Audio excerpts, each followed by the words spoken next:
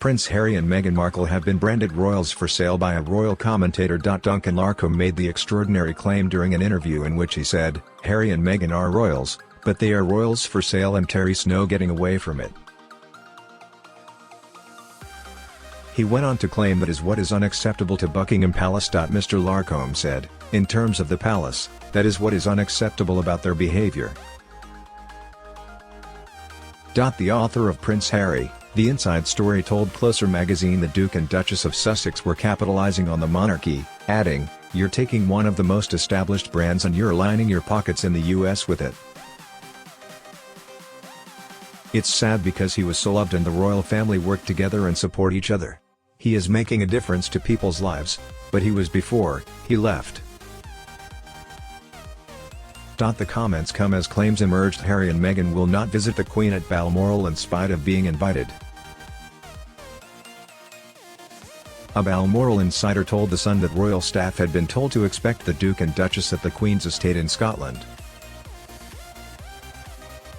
However, US media outlet Page 6 reported the Sussexes were not invited. Harry and Meghan are expected to remain in the US ahead of the publication of his much-anticipated memoir this autumn.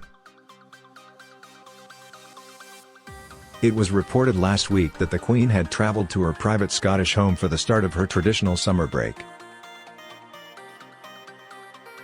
Scotland has been a place of sanctuary for the royal family since Queen Victoria's day, where they relax and enjoy country pursuits in the stunning setting of the Scottish Highlands. Members of the Queen's family are invited to spend time with her at Balmoral every summer. On the Sussexes' reported absence, royal commentator Phil Dampier said, "It's a snub. But I don't think it's any more or less of a snub than their general attitude in the round, to be honest. I'm sure the Queen did invite them and there is an open invitation, but it doesn't surprise me that they're not going. If they really wanted to make it up with their families, they would drop Harry's book deal, stop making a fly-on-the-wall documentary, visit Meghan's dad before he dies in Mexico and return to the UK."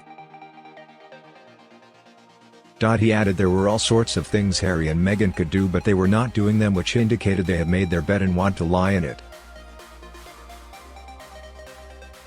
Mr. Dampier said, "They're going to carry on making money and doing whatever they perceive is right for them, which is not what's right for either of their families."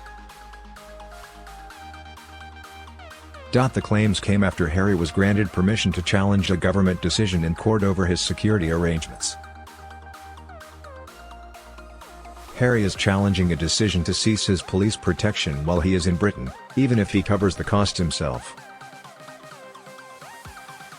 The decision was made in early 2020 by the Executive Committee for the Protection of Royalty and Public Figures, on behalf of the Home Office, the ministry responsible for policing, immigration and security. A British High Court judge granted permission for part of Harry's claim for a judicial review of the decision.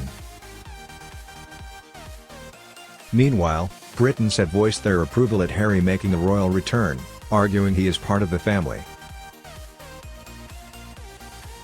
Members of the public in Kensington, West London, were asked by express.co.uk if they thought Harry should be allowed to return to royal life if he wanted to. The majority expressed approval of a return for the Duke of Sussex. Student Saskia, 18, claimed the Duke has a right to return due to the fact he is part of the family. She added, "He grew up in that was his life and his childhood. I understand that it was a big choice to leave, and I can absolutely see why some people would say no, but I think if he's grown up with it then he should probably be able to go back if he chose to."